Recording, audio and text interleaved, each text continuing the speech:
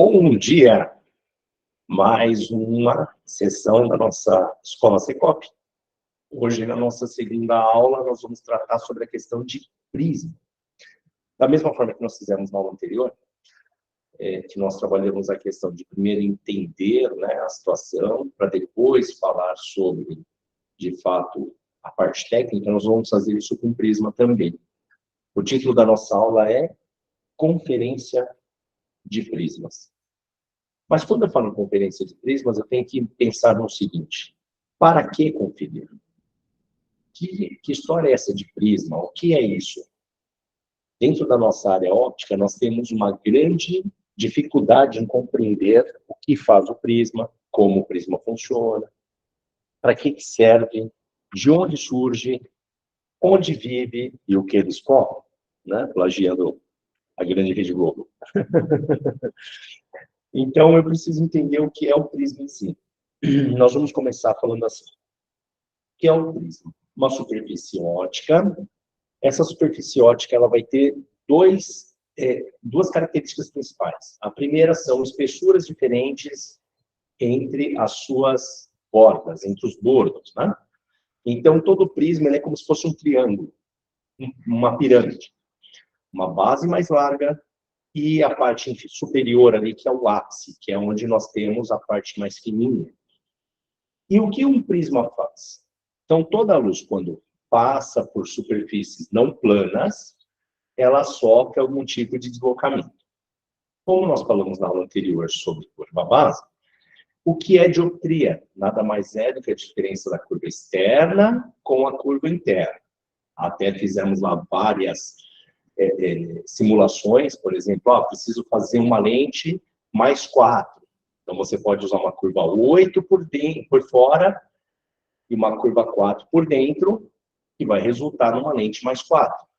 Mas nós também poderíamos usar uma curva 6 por fora, 2 por dentro, uma menos a outra, resultaria numa lente mais 4. Então, sabemos que a diferença entre as superfícies gera o deslocamento de luz, gera a chamada refração. Né? Refração, mudança da luz ao transpassar no meio. Então, por isso que a gente usa esse nome, inclusive, para o exame de vista, né? Eu não concordo muito, mas se utiliza o nome refração porque você está trabalhando a forma que a luz é inserida no globo ocular e mudando ela de posição. E o que é um prisma? Nada mais é do que uma superfície que provoca uma refração específica. Então, nós temos um ponto mais gordo, que é chamado de base, e um ponto mais fino, chamado de ápice.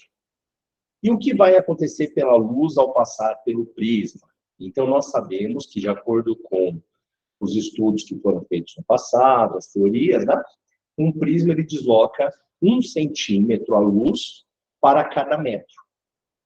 Então, uma lente de um prisma, ele vai deslocar 1 centímetro na posição que observamos a luz por metro. Então, num exercício de raciocínio, se eu tenho uma lente com 10 prismas, ela consegue deslocar 10 centímetros em 1 metro. Voltando ao raciocínio, que é uma constante, uma regra de 3. Se eu tenho uma lente de um prisma, o quanto ela desloca em 10 metros? Se é 1 centímetro por metro, em 10 metros, ela vai deslocar 10 centímetros. E se a lente tiver 5 prismas a 10 metros? É uma constante, uma regra de 3. Se cada prisma desloca 1 centímetro por metro, 5 prismas em 10 metros, 50 centímetros. Isso é a base física, a base da geométrica óptica, né?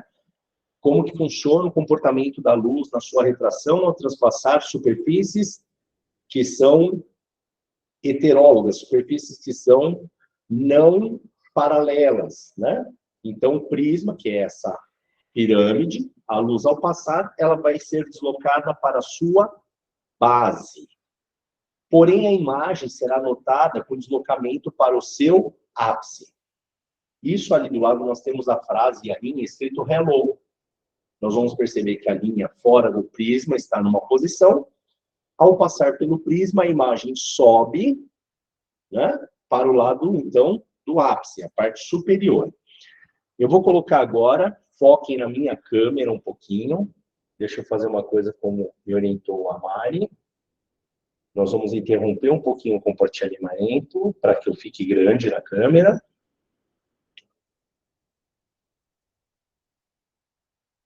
Pronto, já estou grande. Na minha mão aqui, eu tenho uma lente prismática. Então, é notável nessa lente que nós temos grosso embaixo, a base, e a parte de cima, fininha. Isso é uma lente do tipo prismática. E quando eu colocá-la na frente da câmera, prestem atenção em mim. Coloquei a lente. Vou colocar de forma parcial na câmera. Olha lá. Olhem a altura do meu ombro, como muda, ó. Sem lente, com lente. Vou deixar no meio agora, olha lá. Um lado ficou mais baixo, um lado ficou mais cima. Então, o que aconteceu? A luz se deslocou para o ápice.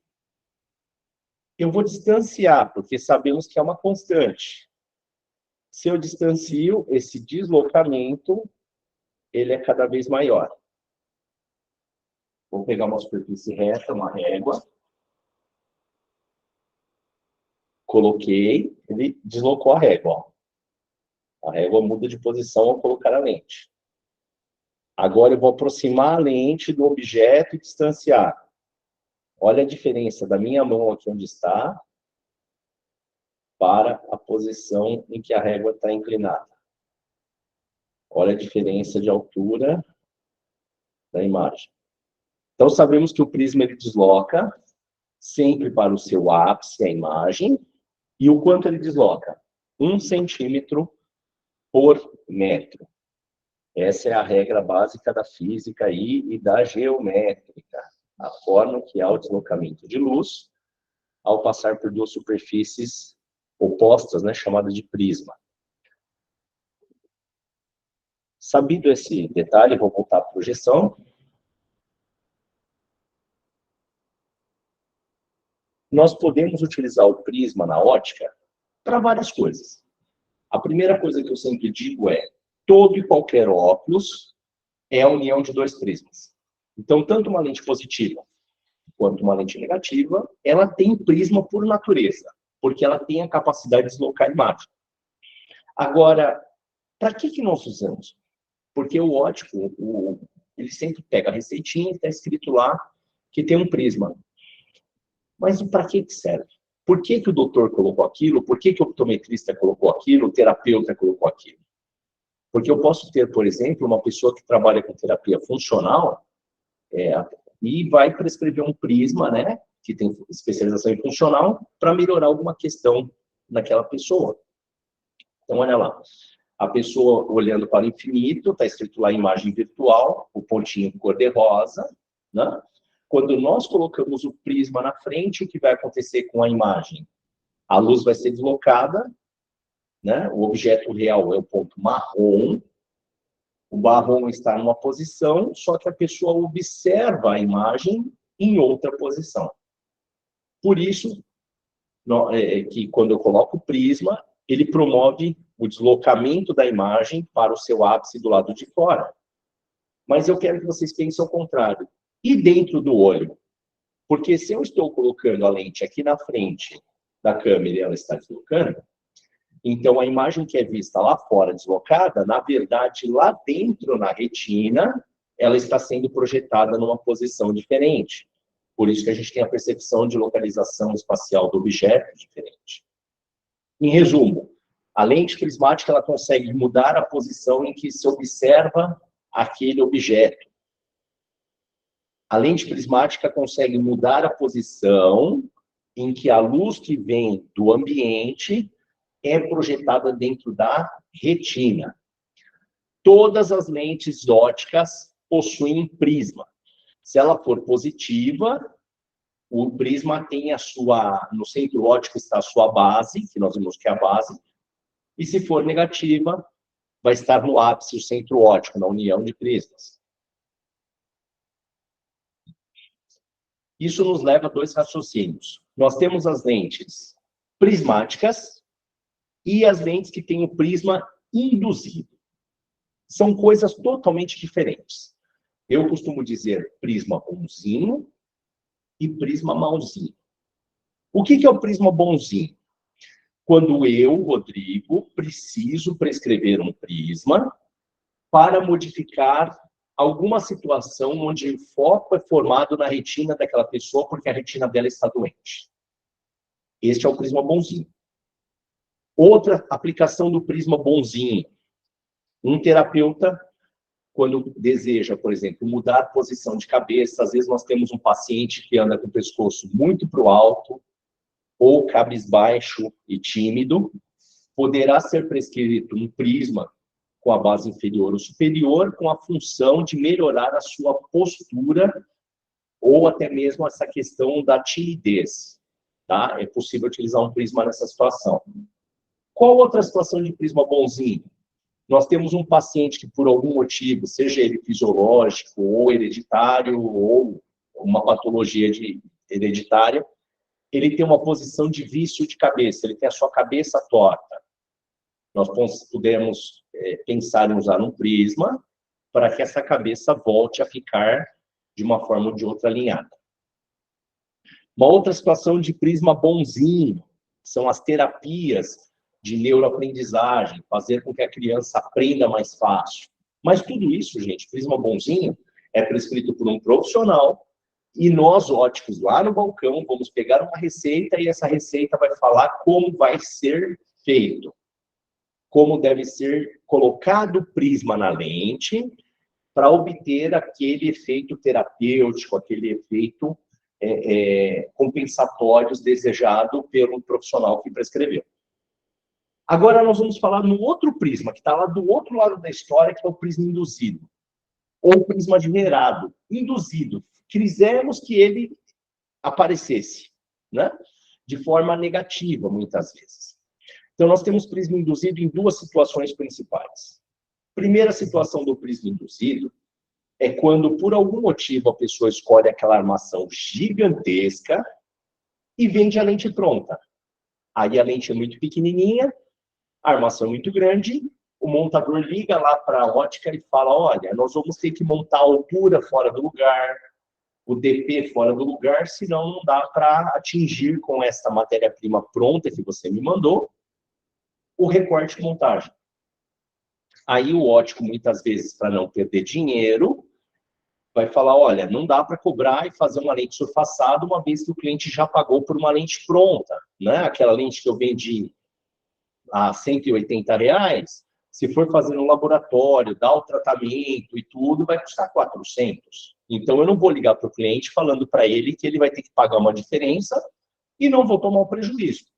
Então, monta esse negócio aí que eu preciso entregar até a hora do almoço. Né? E essa é uma das situações mais comuns do prisma causado, do prisma induzido. Outra situação é que a gente tem que prestar atenção agora como ótico, e fica uma dica muito importante para vocês. Lentes positivas possuem um diâmetro de fabricação menor. Lentes negativas, um diâmetro de fabricação maior. Geralmente, hipermétropes tendem a gostar de armações maiores. Lógico que nada é uma regra absoluta. Tem míope que adora uma armação grande. Mas o míope doutrinado desde criancinha, olha, o seu grau, a lente é fininha no meio, então, por favor, não escolha um óculos muito grande. Na cabeça do míope, quando ele vem para a ótica, ele já vem buscando um óculos um pouquinho menor. Ao passo que, quando nós pensamos no hipermétrope, ele teve a liberdade de escolher o óculos grande a vida inteira. Então, ele vem procurar aquele óculos, já aquele Ilionassis, aquele óculos gigantesco, né, mesmo possuindo uma dioptria positiva de mais 4. E aí, quando você liga no laboratório e pede a lente, uma mais 4, em geral, tem diâmetro 60, com uma área confortável, uma área de corte de 58, uma área de segurança de corte. E aquela armação pede um diâmetro 70, pede um diâmetro 68. Automaticamente o montador vai puxar o centro óptico, vai trazer a posição fora, para que consiga, então, fazer a montagem. Isso tudo porque a lente foi indicada errada no momento da venda. gerando assim esse prisma ruim, esse prisma malzinho, né? Nós vamos ver na sequência o quanto desloca a luz o prisma malzinho. Outra coisa muito comum é que todos se preocupam com o DP, mas não se preocupam com a altura. E isso também gera prisma ruinzinho, altura colocada fora do centro óptico. Qual outra situação em que a gente pode gerar um prisma induzido aí? Vamos supor que você deseje afinar mais a lente do que deveria. Então, existe algo chamado nos fabricantes hoje, que é o prisma de afinamento, né? Esse prisma, ele realmente afina a lente, só que ele gera um prisma pequeno naquela lente. Nas lentes freeform, o computador já faz o cálculo, sabe o quanto é tolerável baseado naquele grau, e coloca só uma quantidade mínima ali para conseguir a melhor estética. Mas existem ainda profissionais que fazem na mão, fazem pelo sistema antigo, e que acabam utilizando um pouco mais desse remédio chamado prisma, para melhorar a espessura da lente, para melhorar a estética da lente. E aí acaba trazendo o prisma malzinho que eu falei para vocês. Qual outra situação que nós temos que é complicadíssima na questão de prisma? As lentes bifocais. A lente bifocal, aquela que tem um campo de longe e de perto, com a sua película no meio, né? Toda lente bifocal, que tem os dois campos, eu não sei se vai dar para perceber na minha tela agora, ela vai ter um efeito prismático. Por quê? Nós temos colado com a lente mais positiva em cima do grau de longe. Então, se o óptico escolhe, isso pode ser foco de uma outra discussão, uma outra aula nossa, o bifocal errado para aquele tipo de cliente, ele vai gerar um prisma ruinzinho, que vai fazer com que a imagem suba mais do que deva, desça mais do que deva, e aí aquela lente bifocal não consegue ser utilizada. Tá? E o terceiro tipo de prisma induzido, que nos foge totalmente do controle, é o prisma em lentes progressivas, né? Em PALs, Progressive Edge Lenses, lentes multifocais progressivas. Durante o processo de fabricação, a espessura da lente progressiva ela é sempre mais fina num ponto, mais grossa no outro. A lente mais 1 com adição 2, em cima ela tem 1, embaixo ela tem 3. Então, ela vai ter uma grossura em cima, outra grossura embaixo. Lembrando de grossuras diferentes, espessuras diferentes, nós temos agora a formação de um prisma. Portanto, toda lente progressiva tem um prisma induzido. Um prisma que não é controlado, um prisma que ele é parcialmente ligado à adição, e tem pacientes que dá certo, clientes que vão dar certo com qualquer prisma progressivo, mas tem situações em que a gente vai ter várias queixas inexplicáveis no uso de progressivo. Porque esse prisma foi gerado pela diferença de espessura, pela trepidação, pela dilatação do material durante o processo de fabricação, e a pessoa, então, tem a visão com a lente do olho direito, outra visão com a do olho esquerdo. E nós vamos aprender a conferir esses prismas hoje. Porque se eu já entendi o que é o prisma bonzinho e o que é o ruinzinho, eu vou conseguir identificar as queixas dos clientes, né, para entender aonde está o erro na adaptação, aonde está aquele desconforto relatado pelo nosso cliente. Aqui nós vamos observar agora um fundo de olho. Eu coloquei ali escrito área macular, que é a visão central, né? Aquele pontinho branco que está no slide, que é a região foveal ou umbo, né? Então, região macular, quando fala mácula na retina, é toda essa área meio amarronzada, essa mácula lútea. E o pontinho branco é a nossa fóvea. É ali que tem que chegar a luz para que a pessoa tenha uma acuidade visual de 100%. É naquele pontinho branco em que ocorre a maior parte da identificação de formatos, né? A descrição entre o formato redondo, quadrado, os pequenos detalhes da imagem, e a questão também das cores. Ao passo que na região marrom em volta, nós estamos diante da questão de uma visão mais ampla, que seria a visão do espaço, preto e branco, né? Então, só para contextualizar o que é a nossa retina, para entender o seguinte: muitas e muitas vezes, um paciente pode ter algum tipo de doença na sua retina. Quais são as doenças de retina que podem provocar? Agora, olhando a imagem de baixo do meu slide, olha aquela região onde deveria ter o pontinho branco, aconteceu uma hemorragia. E aonde eu tenho essa hemorragia, vai ter a morte das células, e aí a pessoa vai enxergar igual aquela imagem que a gente está vendo ali em cima no slide. Ela consegue ver a bola, a camiseta, parte da grama, mas ela não consegue ter a visão central. A visão central fica muito prejudicada. Que doenças podem provocar esse tipo de problema para a gente? A diabetes é uma delas, tá? É uma das campeãs disso aí. Não posso desconsiderar a hipertensão arterial, o corpo, a pressão arterial alta que estoura vazio na retina. Uma pancada? Pode. Zika vírus, Covid? Pode também. Então, existem várias doenças especiais que estão ligadas à parte vascular, à parte que atinge o sangue, né? Que podem produzir esse tipo de efeito dentro da retina. E nessa situação em que eu tenho um pontinho da retina doente, machucado, e esse pontinho, pelo que vocês já entenderam, é um ponto onde eu tenho a visão central, a diferença de formato, de cor, a pessoa vai enxergar borrado, deformado, torto. Eu posso usar, então, aquele prisma bonzinho, que eu expliquei para vocês, deslocar a luz que cairia na fóvea, eu coloco ela mais para a esquerda, mais para a direita, mais para cima, mais para baixo, não importa. E dessa forma a gente consegue devolver a visão central, que é a visão mais precisa para a pessoa. Quando nós damos para a pessoa só a visão periférica, ela consegue viver bem, ela consegue andar, não tropeça, não é atropelada. Mas o ser humano vive da sua visão central. É a visão central que nos dá o prazer, né? Enxergar cores, enxergar a beleza das coisas. A beleza das coisas, discernir entre objetos. Imagina uma pessoa com essa patologia que eu mostro aí, com essa mancha preta no meio do campo de visão, tá horrível, essa pessoa não vai conseguir ter uma vida normal. Então, o profissional prescreve o prisma para tirar a luz que está chegando na região doente, vou chamar de doente, a região que está lesionada, e colocando, então, a imagem numa região saudável, uma região em que eu tenho uma visão um pouco melhor. Não existe mágica, tá, gente? Se eu tenho uma região lesionada, através do processo de prisma, eu mudo a luz, eu tiro, dou mais visão central, porém eu vou deslocar aquela sujeira para outro lugar. Né? Existem várias formas de fazer isso. Pode ser através de lente prismática, como eu estou explicando, ou o profissional também pode usar lentes negativas ou positivas, de acordo com cada necessidade. Então, jamais achem estranho. Olha, fulano tinha mais 5 e me aparece aqui com uma receita mais 2. Ou fulano tinha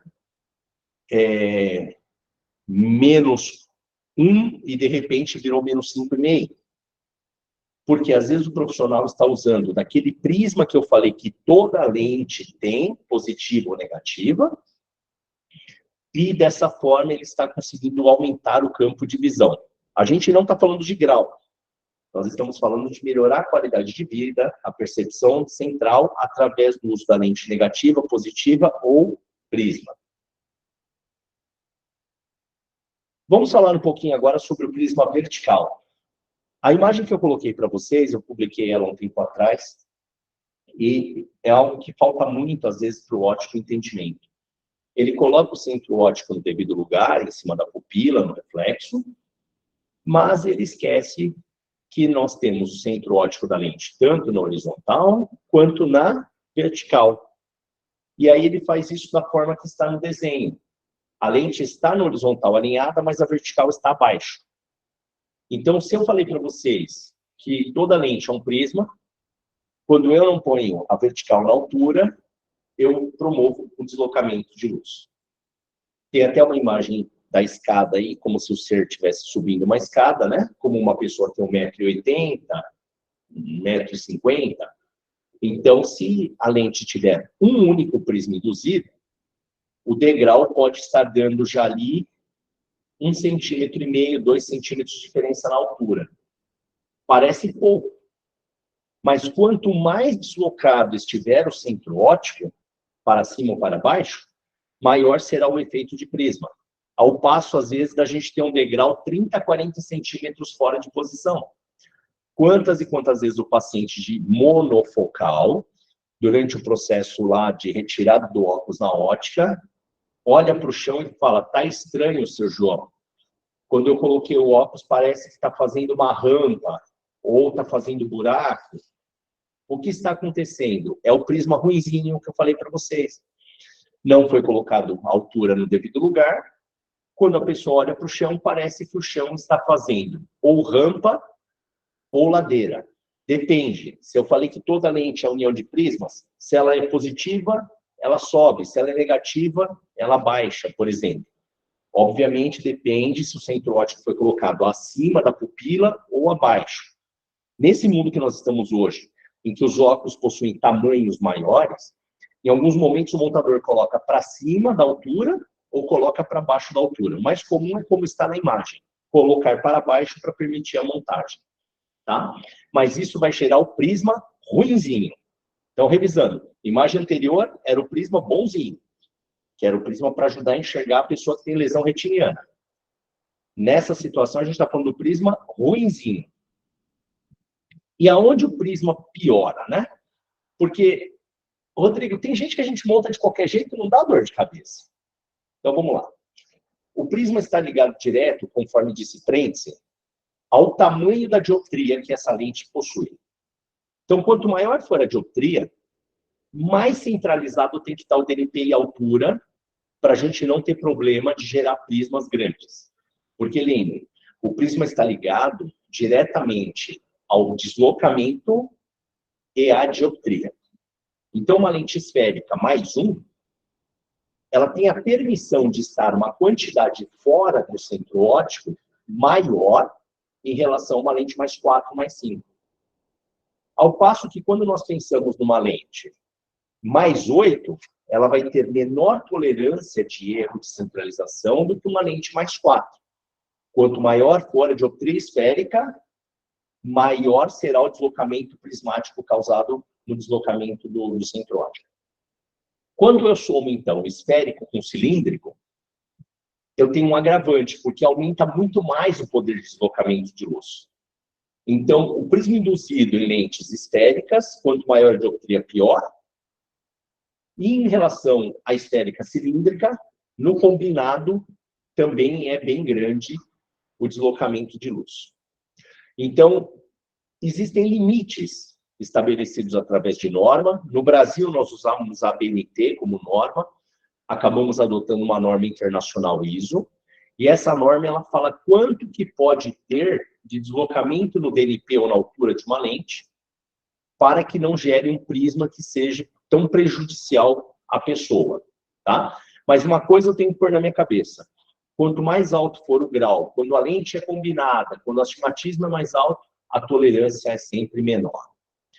E quando nós pensamos em lentes do tipo multifocal progressiva, o deslocamento de DNP e altura permitido para que aquele prisma que é gerado de forma descontrolada não atrapalhe tanto o paciente, é 1 milímetro na vertical e 1 milímetro na horizontal, porque é uma lente muito mais complexa na sua fabricação. Então, o nosso prisma, que é causado de forma induzida, ele tem limites. Limite para progressivos, 1 milímetro. Limites para lentes esféricas e combinadas. Existe um cálculo, então esse cálculo foi feito de que forma? Para que não tenha que se ficar fazendo tanta matemática. Existe uma tabela que fala, olha, a lente de 0 a 2 dioptrias pode ter tanto deslocamento que é tolerável. De 2,25 a 4, tanto. E vocês vão perceber que acima de 6, a tolerância é quase zero. Porque senão nós vamos gerar aquele prisma que vai deslocar. Eu falei da vertical para vocês que o degrau muda de posição. Agora, imagine se você coloca o DP fora, no caso da montagem, da lente positiva, na aro grande, a pessoa está dirigindo, ela vai entrar numa vaga e ela tem a percepção que a vaga está 30 centímetros a mais para a esquerda ou para a direita. Acaba ralando o carro. E eu estou falando de óculos monofocal, a gente nem está falando de progressivo que já tem esse risco. Pense na pessoa que vai subir na escada rolante e ela perde a posição do pé e tropeça. ou vai descer da escada rolante. Então, a nossa profissão óptico, ela pede um cuidado com esses prismas induzidos na montagem, na indicação, de forma muito precisa. Senão, nós podemos trazer danos à saúde da pessoa. Toda lente prismática, então, como eu mostrei para vocês anteriormente na mão ali na câmera, ela tem um lado grosso e tem um lado fino. Tá? Ali em cima a gente tem um prisma de superfície plana e um prisma com superfície curva. O plano ele está diretamente ligado ao triângulo que eu falei para vocês que a gente usa como superfície transparente, né? E na superfície curva a gente está pensando em lentes, uma lente de óculos, tá? Então, quando nós pensamos numa superfície prismática, lembrem-se, e aqui já fica mais uma dica, que tem, na sua base ele é muito grosso, então olha nesse óculos o que aconteceu. Tem que tomar muito cuidado na escolha de armação, quando você for indicar uma lente com prisma que foi prescrita, escolher uma armação quanto menor, melhor, porque senão a haste não fecha ou a plaqueta não vai conseguir encaixar no nariz da pessoa, né? Se for um óculos de acetato, muitas vezes acaba pegando a lente prismática no nariz, ao invés de pegar a superfície do aro plástico. Então, eu tenho que tomar muito cuidado na indicação da lente prismática, da armação que vai ser fabricada, porque na sua base sempre é muito mais grosso, tá? Pensem no seguinte, quanto maior for a dioptria prismática da lente, então eu peguei aquela receitinha que está prescrito um prisma, vai engrossar um pouquinho. Aquela lente que está escrito que é mais 4, ou com 4 prismas, vai engrossar bastante. A lente vai ter praticamente 8 milímetros em pódio, na borda mais grossa. Ah, o médico passou lá um prisma de 10. Isso vai ser muito, muito espesso em relação a uma lente normal. Porque não tem mágica. Se para dar o prisma eu preciso deixar um lado fino, um lado grosso, então um lado, se vocês olharem ali, é sempre borda-faca, 0. E o outro lado está toda a espessura da lente. E como eu confiro isso no lesômetro? Bom, eu sempre costumo dizer que a gente vai analisar as coisas do ponto de vista antigo, do lesômetro tradicional. Então, eu coloquei para vocês 2 miras, né, que são chamadas de retículo. Eu tenho um lesômetro de tubo de um lado, que seria o sistema topo, e do outro lado nós temos um lesômetro do tipo cruz, que é o sistema American Optical. Independente se eu tenho o topo ou American Optical, o que é o prisma? No retículo nós temos esses círculos. Esses círculos têm um valor. O primeiro círculo vale 1 prisma, o segundo círculo 2 prismas, e o terceiro 3, se tiver um 4, 4. E assim por diante. Em alguns lesômetros fabricados na China, entre a cruz, né, o 0 e o 1, vocês vão perceber que tem um divisor um pouco menor. Eles fazem uma linha para o prisma de meia dioptria. Como que nós conferimos o prisma? Ao colocar o óculos para conferência no lesômetro, a imagem projetada, seja o tubo ou a cruz, ela não fica no centro. Ela vai ser deslocada para uma dessas linhas. Então, a lente que foi prismada, a lente que foi feito o prisma bonzinho, vocês vão perceber que a imagem não fica no meio certinho. Independente de onde você colocar na lente, essa imagem corre para a borda dentro de um desses círculos. E aí, visualmente, nós vamos identificar se tem meio prisma, 1, meio, 2 e assim por diante. Independente, então, se é o tubinho, a bolinha, né, do sistema topo, ou a cruz do sistema American Optical. Você vai conseguir, então, identificar o quanto tem de prisma naquela lente. Lá no sistema de cruz, alguns lesômetros contam com uma ferramenta verificadora de prisma. Na aula número 4, nós vamos falar sobre isso. Já está lá descrito como que usa.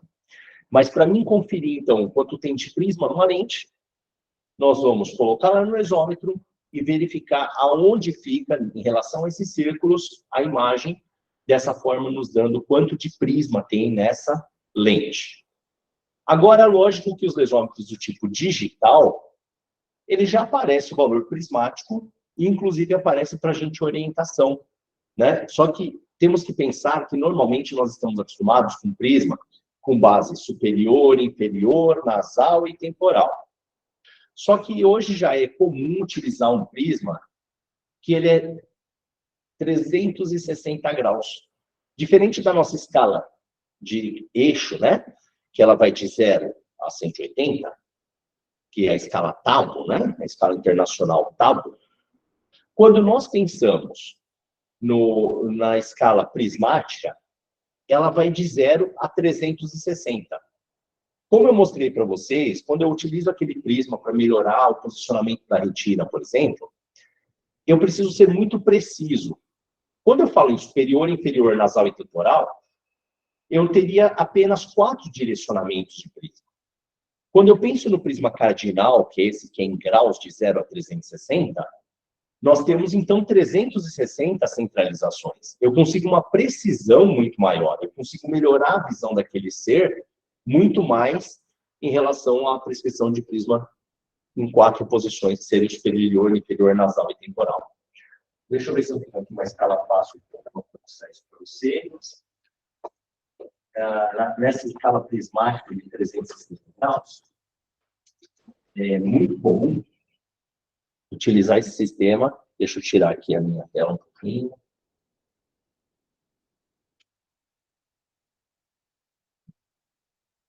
Isso vai parar a projeção.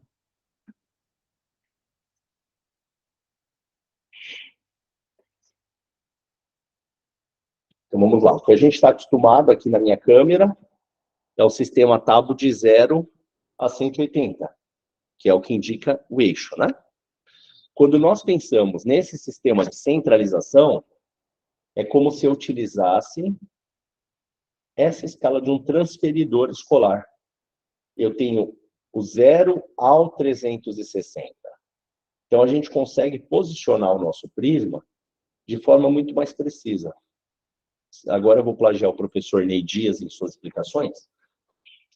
Quando nós utilizamos esse prisma cardinal, ele é em 360, eu consigo utilizar uma quantidade no olho direito, uma quantidade no olho esquerdo, somada de determinada forma por essa escala, e dividir as espessuras entre os dois olhos. Porque, às vezes, o nosso paciente precisa de um prisma de 10 dioptrias, só que eu posso colocar 5 no direito, 5 no esquerdo. E, obrigatoriamente, nós vamos acabar utilizando o prisma cardinal nessa situação. Então, quando vocês pegarem uma receitinha, e nessa receita estiver escrito lá, independente da dioptria, eu tenho lá a instrução de prisma de 5 dioptrias a 118 graus, prisma de 5 dioptrias a 232 graus, não achem estranho que está em 232. É porque nós estamos diante dessa escala que eu mostrei para vocês, que é uma escala que vai de 0 a 360. Tá bom? Vamos voltar agora para a minha projeção, para a gente falar do último tipo de prisma induzido, que é importantíssimo dentro da nossa ótica e acaba passando despercebido, e é uma conferência fundamental. Eu falei para vocês que quando nós criamos uma lente multifocal, de forma induzida e não controlada, mitigado, minimizado através do sistema freeform na atualidade, mas isso existe, provoca-se um prisma nas lentes multifocais. Então, aqui eu estou lançando mão a uma imagem que eu utilizei num artigo, que mostra ali a cruz de centralização de montagem de longe. Todo mundo sabe o que é e para que usa. Tem que estar na pupila. E logo abaixo nós temos um pontinho. Esse pontinho está escrito ali, ó, ponto de verificação de prisma. Eu falei para vocês que uma lente vai ter o prisma de qualquer forma no multifocal. Então, eu preciso conferir o meu multifocal. Porque muitas vezes o nosso cliente ele reclama que a imagem está subindo, entortando, caindo, e ninguém consegue entender o motivo que tudo isso está acontecendo com a utilização dos locos multifocais. E muitas vezes o que aconteceu?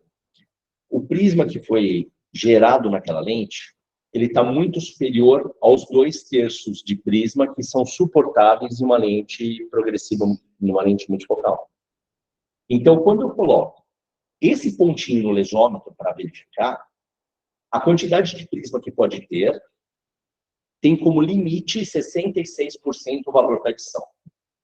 Então, uma lente com 3 dioptrias de adição poderá ter no máximo 2 prismas induzidos. Portanto, se a lente tiver uma dioptria de adição, 66%, ela pode ter no máximo 0,66 dioptrias prismáticas. E assim por diante. Mas olha o que acontece. Gerei na mesma máquina, praticamente com 1 hora de diferença, 2 lentes. A primeira lente plano com menos 0,75 a 180, adição de 1,75. A segunda lente, mesmo bloco, mesma marca, mesma máquina, gerada depois de alguns momentos, a mesma lente. A primeira lente apresenta um prisma de 0,8 dioptrias e a segunda lente um prisma de 0,5 dioptrias. Como pode? Se coloquei o mesmo bloco multifocal na máquina, na mesma máquina, a mesma marca, e fizemos o mesmo grau, como podemos ter 2 prismas tão diferentes? A minha explicação é a seguinte. Toda ferramenta mecânica, ao aquecer, ela muda de tamanho de forma micrométrica, mas ela muda. Então, ela dilata ou ela encolhe. Frio encolhe, quente dilata. Durante o processo de surpassagem, as máquinas estão trabalhando de forma contínua. Os moldes ou as ferramentas de corte, elas acabam mudando, sim, o seu tamanho. As lixas possuem grãos diferentes dentro do mesmo lote. Os polidores, a mesma coisa. O polidor muda sua viscosidade de acordo com a temperatura. Então, nós podemos ter prismas de valor diferentes em lentes idênticas geradas, como eu mostro nesse estudo que eu fiz para vocês. É importante que, quando eu vou montar minha lente multifocal, eu faça a verificação se o prisma está dentro dos 2/3 da adição, 66% do valor da adição. Se ele estiver acima disso, e nós aprendemos hoje que o prisma desloca a imagem, a pessoa vai te falar que ela não consegue ler com multifocal, que a imagem entorta para cima. Se o prisma estiver muito, muito baixo, ela pode referir para você que a imagem não chega, ela tem que levantar o óculos para enxergar melhor. E aí o ótico fica louco, porque ele fala, a altura de montagem está perfeita. Por que ele não enxerga? Porque o prisma daquela lente está fora do padrão. Outra queixa que poderia acontecer é você ter o olho direito e o olho esquerdo, um com, por exemplo, 0,8 prisma e o outro lado com 0,4. Um olho vai enxergar de um jeito, outro olho vai enxergar de outro, e a pessoa vai falar para você que parece que a linha dobra durante o processo de leitura. Ela entorta. É uma queixa também muito comum. De novo, o ótico vai lá, foca o olho direito, foca o olho esquerdo, a medida está exata. E como pode estar entortando o campo de visão? Então, nós temos que entender bem a importância da conferência de prisma. Seja do prisma bonzinho, seja do prisma induzido, é fundamental que a gente entenda o que é o prisma, entenda como confere, para evitar aquelas queixas no balcão. Porque a história é sempre a mesma. Quando o óculos não consegue ser utilizado, a culpa é da loja que não colocou a medida no lugar. E pouca gente tem esse conhecimento que eu estou trazendo para vocês para resolver o problema, para chegar à solução para o nosso cliente. Bom, nosso assunto de conferência de prismas é esse. Vamos abrir agora para as perguntas. Mari, eu não vi a questão do chat.